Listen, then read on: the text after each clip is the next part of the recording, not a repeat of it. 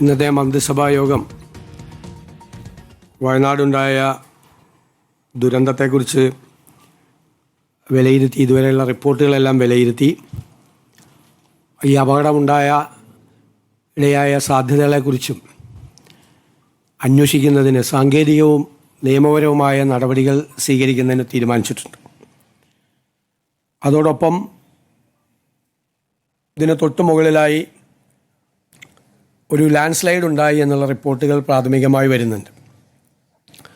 അതുകൂടി പരിശോധിച്ച് കാര്യങ്ങൾ തീരുമാനിക്കും.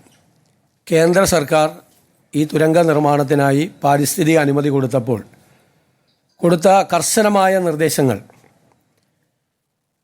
ഇതിൻ്റെ നിർമ്മാണ കരാർ ഏറ്റെടുത്തിരിക്കുന്നവർ പാലിച്ചിട്ടുണ്ടോ എന്ന് പരിശോധിക്കും. അപ്പോൾ അപകട സാധ്യതകൾ എന്തെല്ലാം ഉണ്ട് എന്ന് പരിശോധിച്ചതിന് ശേഷമാണ് പണി തുടരാൻ പോകുന്നത്. അതുവരെ ആ പണി ഇപ്പം നടക്കുന്ന നിർമ്മാണ പ്രവർത്തികൾ അതിന് ശേഷമായിരിക്കും ആരംഭിക്കുന്നത്.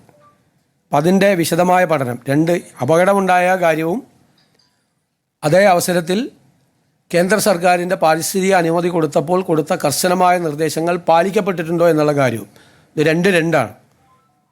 അന്വേഷണമാണ്. രണ്ട് തരത്തിലുള്ള അന്വേഷണം ഇതുമായി ബന്ധപ്പെട്ട് നടത്തും.